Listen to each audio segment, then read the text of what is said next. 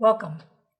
I'm Maureen, Vice Chair of NFA, and I'm here with Tom Sexton, President and CEO of NFA, and we're here to share some highlights from the February board meeting. Tom, I'm going to let you start us off with some election results. Thanks, Maureen. The February board meeting is very important because it's our regular annual meeting of the board, and our board elections occur at this meeting. Last week, we re-elected Mike Dawley as chair of the board and Maureen as vice chair. So congratulations, Maureen. Thank you. We also elected 5 public directors to the board. Public directors serve a very important purpose at NFA on our board, and we are very thankful for their commitment, expertise, and knowledge. At the board meeting, we also elected member directors to our executive committee.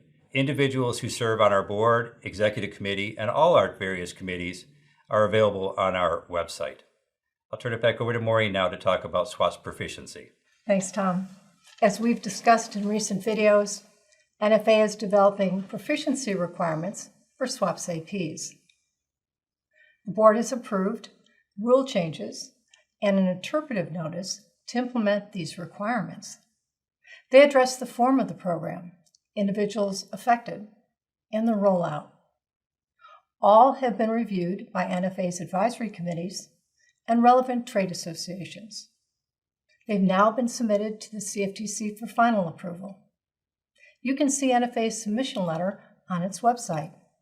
And please note, NFA will continue to offer educational programs and webinars to help you understand these new requirements. Now, Tom, I'm going to turn it back to you to talk about the regulatory reform process. The regulatory reform process is one of our organizational goals this year. And that process involves looking at all NFA requirements and determining whether or not those requirements are applicable in today's world, particularly to our members' Forex, futures, and swaps business. And so at this last board meeting, the board approved amendments to our supervision rule, which imposes a supervision requirement on all our members' swaps activities. This particular rule, prior to adoption by the board, was vetted by our executive committee, as well as all our member advisory committees and trade associations. The submission letter for this particular rule proposal, once submitted to the CFTC, will be available on our website. I will note that an excellent way to keep up to date on NFA communications and rule proposals is to subscribe to NFA's email communication service. The next important topic I wanted to discuss is an update with regard to our organizational goals in general that we presented to the board in February. Each year we present goals to the board for our next fiscal year in May. And so we presented them with a 6-month update as to those goals in February. First, I wanted to note that all our goals are on track to be met in fiscal year 2019. Maureen discussed SWAP's proficiency, and our regulatory reform proposal is another goal.